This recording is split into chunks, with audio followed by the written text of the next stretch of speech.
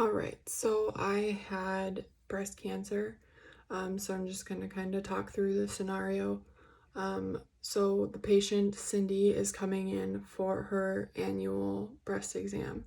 So the first thing I would do is perform that breast exam. So to do that, I have my pillow here. You would ask first just to look at her breasts to look for anything that could be concerning. So, do you notice any dimpling?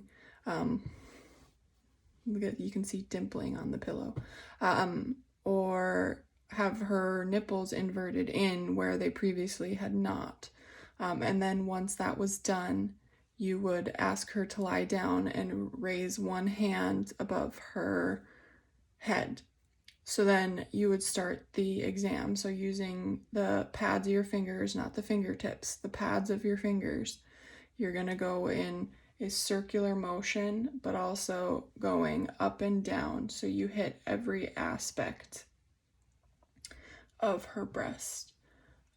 You are going to start in the armpit area, just because that is a common location for breast cancers as well. So don't forget to go up into the axillary area a little bit there. And you'll redo the same thing on each breast. So through the exam, I would have found a lump and maybe some dimpling, as you saw on the pillow there. And so after I found that, I would then start asking her questions like, have you noticed any changes or anything like that? And Cindy reports to me that she's had some pain around her right nipple, which I found the lump in her right breast. So some common signs and symptoms of breast cancer would be new lumps in that breast or axillary area, pain around the nipples, new discharge from the nipples, dimpling of that skin or like skin being flaky. And then, like I said, inverted nipples that weren't previously inverted. So after finding these concerns, I would call the doctor and do the e-spar. So mine is, hello, Dr. Smith. This is Lexi with Rasmussen Health. I'm calling about Cindy Anderson. Cindy came to the clinic today for her annual breast exam. I palpated a lump in her right breast and she reports some pain around her nipple. I'm concerned this could be a tumor, so I would recommend getting a mammogram. So from that interaction, the doctor would order a mammogram and the mammogram detects a tumor for Cindy. The next step would be the doctor schedules a breast biopsy and possibly a sentinel node biopsy. So I would want to sit down with Cindy and explain what those things are for her. So I would explain what a biopsy is in terms that she would be able to understand. So a biopsy is essentially them going in surgically and taking a tissue sample from that concerning area, so this possible tumor. This way the doctor can then look at it under a microscope and determine if it's cancerous or if it's not. Maybe it's just a benign group of cells. But to fully diagnose this cancer, he would have to get this biopsy. And then I would explain to her what a sentinel node biopsy is, which is essentially just while they're in there collecting tissue samples, they're going to also collect a sample from one of your lymph nodes. So I would explain that there is a lot of lymph nodes in the breast area and that a tumor could then drain into lymph nodes that are near that area. So if the tumor is right here, I'm going to want to check these couple lymph nodes that are near it.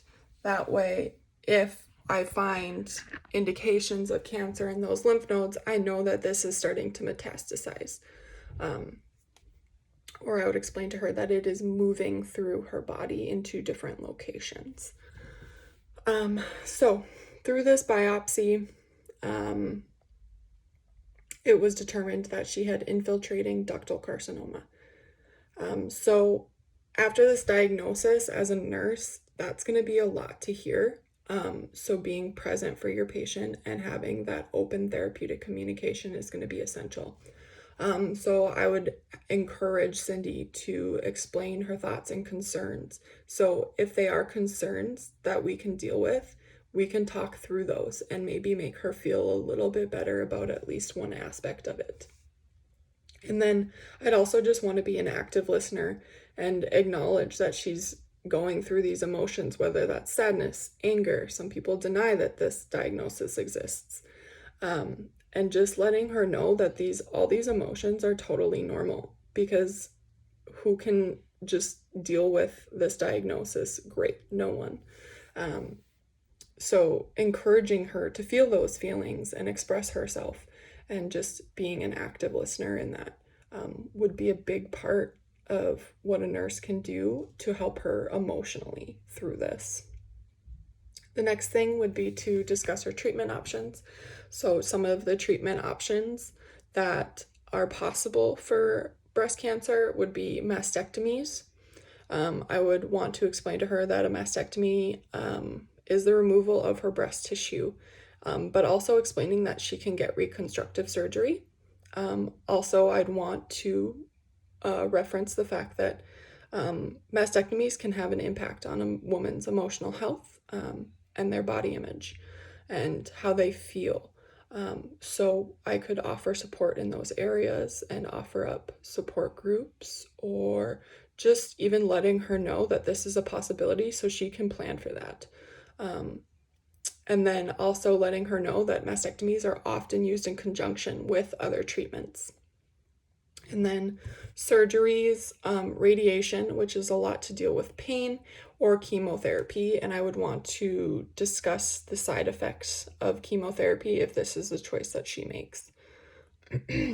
So originally she chooses the bilateral radical mastectomy, and she has tissue expanders put in place so she can have reconstructive surgery after healing.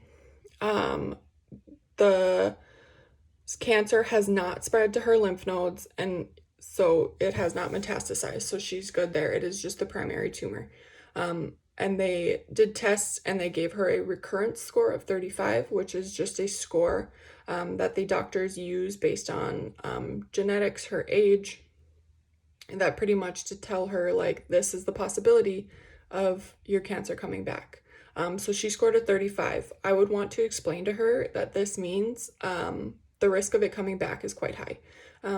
The score ranges from 0 to 100, and anything above 26 indicates a high risk. So with that pretty much says that chemotherapy, the benefits are going to outweigh the risks, and she may want to make that choice for chemotherapy.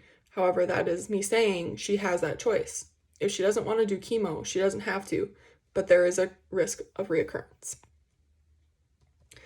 She originally had her baseline taken for neutropenia, just so we have those results, so nurses and physicians can look back and compare future results. A lot of the times, different chemotherapies cannot be administered if the white count is too low, so they would need to be checking these labs before every round of chemotherapy to make sure they're not making someone who can't handle the chemo even sicker. So 2 months after surgery, she was started on chemo. There are different types of chemo that can be given, and that would be something that she would have to discuss with her physician. But she was started on AC chemotherapy every 3 weeks for 4 cycles. So this type is just a combination of 2 chemotherapy drugs, and it's often used for early stages of breast cancer, which she would be considered in this case.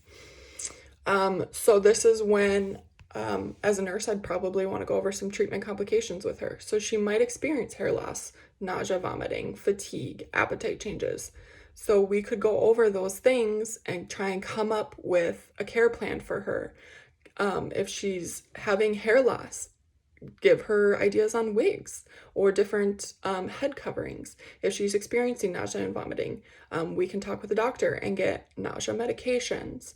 If she's experiencing fatigue, that could just be because her counts are so low and she needs to get rest, and you need to let her know it's okay to rest. And also, you may need to take time off work, and just letting her know that this is a possibility so she can plan accordingly. And then appetite changes, we would really want to encourage that nutrient-rich diet and a high fluid intake just to help that heals your body. And then so nursing interventions that we can do throughout this treatment would be pain relief. So we can do her pain assessments and see when it starts. Is it right when the treatment starts, or is it afterwards? What kind of pain is it? All those things, do that pain assessment. And then talk with the doctor, get some pain meds on board, and then we'd also be responsible for some of that medication administration.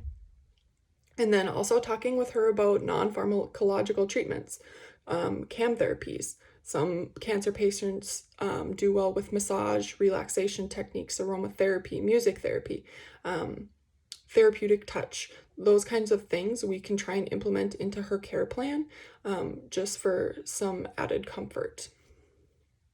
So she goes through all this. Tamoxifen is started 4 months after surgery, and this is just a drug that reduces the recurrence of breast cancer. And then she was able to have her reconstructive surgery 7 months later. So sadly, a couple years later, she comes back and she reports back and shoulder pain. So as a nurse, I would want to do that pain assessment again. See when it started, what kind of pain is it, all of the above. I'll take her vitals, her BP, heart rate, respiration rate, see if that pain is causing her vitals to increase at all. I'll ask her about her medications, making sure she's compliant with the tamoxifen and other medications that wouldn't be interacting with that. And I would also want to get her lab values and look at those. Especially look at those white blood cell counts. Since she's having pain, it could be in her bones, which is bone marrow, which affects our white counts. So I would do another E-SPAR. Hello, Dr. Smith. This is Lexi with Rasmussen Health. I'm calling about Cindy Anderson. Cindy came into the clinic today with complaints of back and shoulder pain. Cindy has a history of infiltrating ductal carcinoma. She had a double radical mastectomy and underwent chemotherapy 2 years ago. We ran some lab tests and her results show she's neutropenic. I recommend getting a bone scan and a PET scan to determine if the cancer has returned. The bone scan showed diffuse bony metastasis and later they found out there was also metastasis to the liver. So this is the point where, as a nurse, she's got this diagnosis again, so we need to do all those things we did before and be there for her emotionally, spiritually, in any way that she needs, but also going back over her treatment options. Does she want to continue treatment? If she doesn't, we need to talk to her about what could happen. The cancer will progress if she doesn't do treatment, and if it's in her bones, well, it's probably going to be quite painful. So a lot of what we're going to do is try and keep her comfortable and reduce her pain level. So those are conversations that we can have and try and help her through it in a multidimensional approach. Care for her physically and make sure we're there for her emotionally and keeping her socially and spiritually engaged as well.